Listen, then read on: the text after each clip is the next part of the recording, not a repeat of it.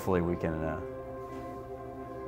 we can make it so that the first time that Narel sees this video, she laughs very frequently. That's the goal. My name is Ian Michael Swanson, and I was born right here in Omaha, Nebraska. So my name is Narel dos Santos.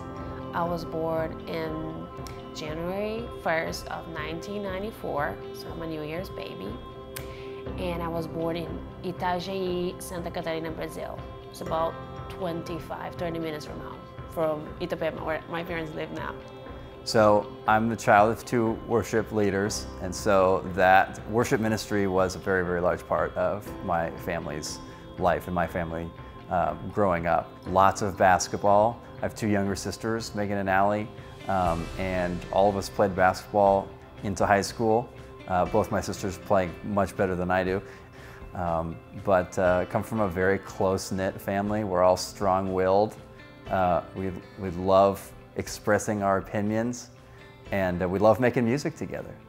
My life growing up was just going to the beach every day, like every day for hours, and playing outside with my neighbors. It was about like 20 kids that live in the same street, and helping my parents. They had restaurants, and my mom was always a cook, so yeah, just helping at the restaurant and going to my grandparents a lot because they have a farm.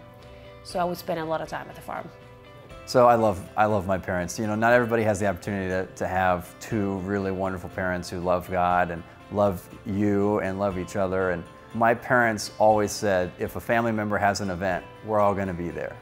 And so whether it was a dance recital for my sisters or a basketball game or a show of some kind, if one of us was in it, then the rest of us were going to make every effort. It was expected that we were going to be there.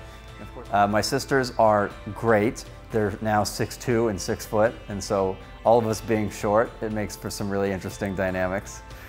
My dad is very emotional and caring, and he's like super physical touch, so he always wants to hug and kiss. And my mom is more like, leave me alone, I just want to stay here. And so, but we were family, like we were very close, typical Latin family, going to visit my grandma a lot. And yeah, I am the number 3, so I have an older brother, I have an older sister, and a younger sister.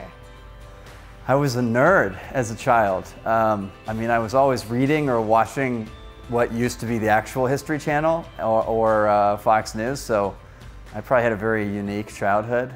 So growing up, I had extreme attention disorder.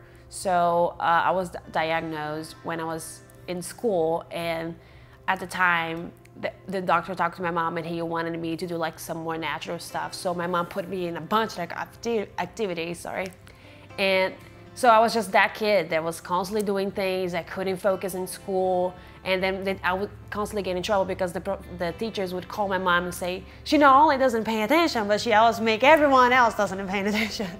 So yeah, my nicknames: Giraffe, Tower, Wall. My dad calls me Wavely. That goes back a long time. In middle school and high school, people called me various political nicknames. So whatever office they wanted me to run for eventually, they called me that. How in the world did I meet? I love everything about our story, first of all. I've never heard any story like it. I think it's incredibly unique. She came home with my sister for fall break. It was Saturday, the 8th of October, I think, 2016.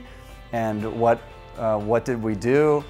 We, of course, did what we did every Saturday in 2016, which was put on red Ian Swanson for Legislature shirts and go out door knocking for me.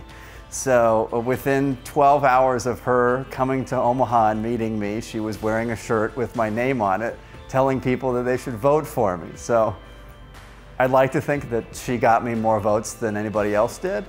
I mean, I don't know how you can possibly say no to a beautiful Brazilian telling you to vote for somebody. But she did it of her own accord, and she just barely met me, so I think that's pretty great. I was like, tall, handsome, I like that. Listen, this is a tall girl thing. If we see a tall guy, we're like, could be my husband. So my first impression was, because he introduced himself like, hi, I'm Ian Swanson, nice to meet you. And I was like, hi. So yeah, I was like, wow. We spent a lot of time together before we officially started dating. So the long story short is that everybody else in our orbit thought it would be a great idea to try to set us up together. Everyone knew that I liked Ian. Everyone in Omaha knew that I liked him. People in Brazil knew that I liked him. And he had no idea. So it was getting kind of like, okay, something needs to happen. But he would flirt with me when it was just me and him. But around people, he would not even look at me. And I was starting to get really, really aggressive about that. And of course, she, having fallen in love with me the second that she saw me, was just way too smitten to say anything. She was just way too bashful. And I had my family around, so I couldn't possibly flirt with her too much because, you know, other people would notice. Had no idea that they were all in on this. I played the role of oblivious male very well. I just started noticing way too late that people started to put us together, and she just started appearing all over the place.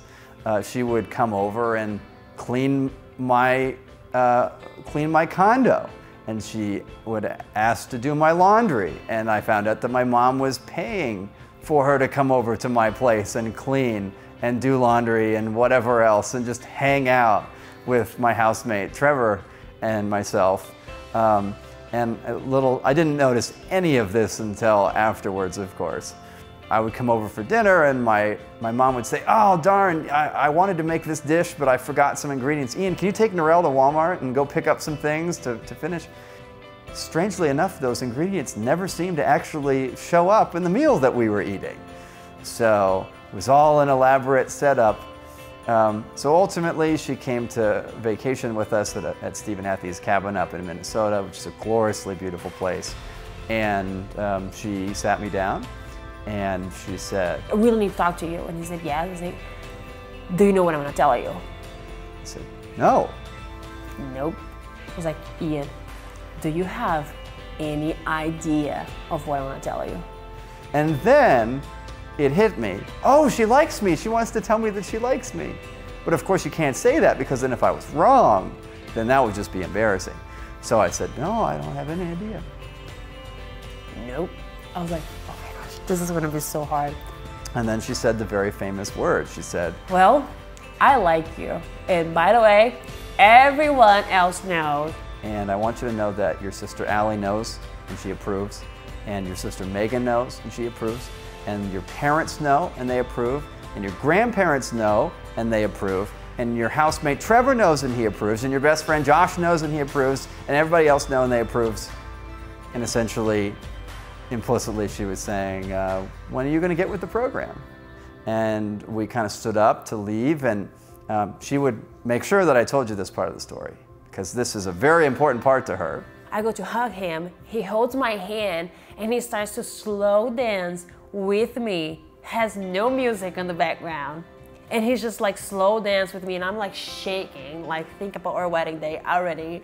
And I'm like, what's going on? And of course, I'm sure her heart was just going ballistic, and she was probably, you know, thinking about our wedding day and what our kids would look like and all these kinds of things. That's how it all started. Kind of a crazy week, not necessarily the most conventional way to get together, but that's how it happened. The story of a proposal is really cute because I knew that Ian was going to propose to me because he asked my dad. He really wanted to ask my dad before, and my dad doesn't speak any English, so he came to me and he said, I want to propose to you and I need to ask your dad. And I was like, oh my gosh.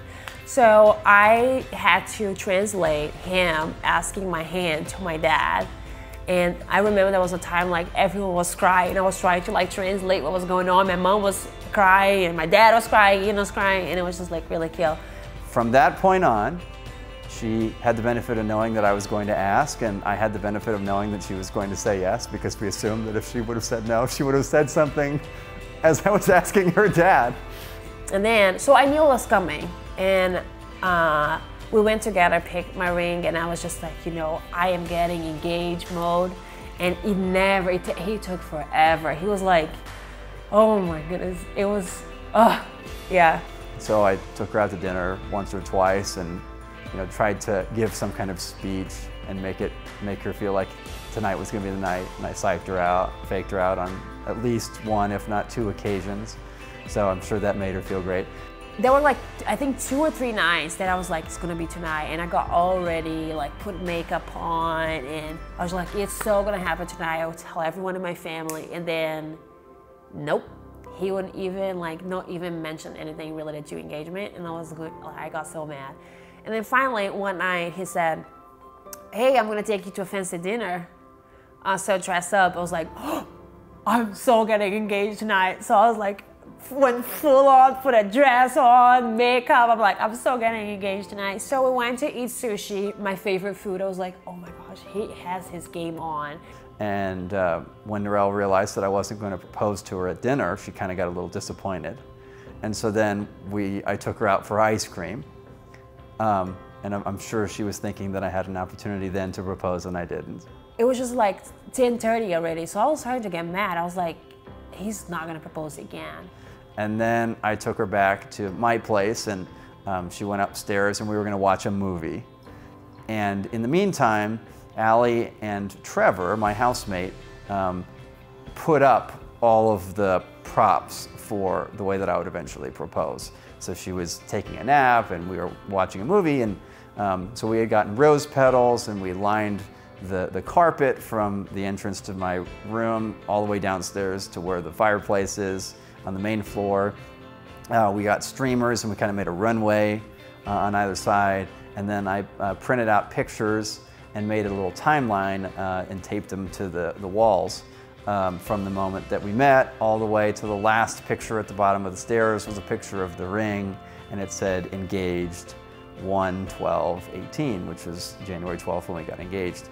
And then I excused myself from the room once Trevor and Allie texted me saying that everything was ready. The fireplace was going, and then... I don't even think that he knows it, but during that time I was on my phone, like, telling my sister, he's not proposing, it's 11 p.m., I am so mad, and he's doing this again. And my sister was like, no, don't be mad, he's probably just like, you know. It's like, no, how dare him do this again to me? And I was so mad because he was not going to propose. I excused myself to get a cup of water and then said, hey, Narel, I need you, can you come downstairs? He didn't say, Narel, come here, please. And I thought of something was happening with Trevor, so I got really worried. I was like, oh my gosh, Trevor. So I opened the door, and then I can hear like romantic jazz playing, and I see like pictures of us in the wall, red ribbons and roses, petals everywhere, like down the stairs. And I was like, oh my gosh, it's happening, it's happening, it's happening. So I go down the stairs, and as I'm going down the stairs, the picture's it's kind of like a timeline of our dating like time. And yeah, and then the last picture was a picture of the ring and say engagement. And then I looked at him, and he's just standing there, and I'm kind of like, okay. And he's like, you have to come here. So then I go there, and he proposed, and it was really cute. Praise the Lord Jesus, she said yes. We had to wait a while before formulating our honeymoon plans because you never know. So we're only going to get a couple days this time for a honeymoon before we move out to DC. But what we're really excited about is we're gonna try to save as quickly as possible and have our kind of second honeymoon be going to...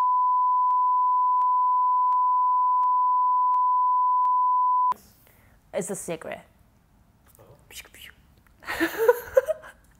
He probably already said all of it, right? Oh my gosh, so typical. I'm like, we cannot tell people about our honeymoon, and he's just like telling everyone everything. You had one job being Michael Swanson.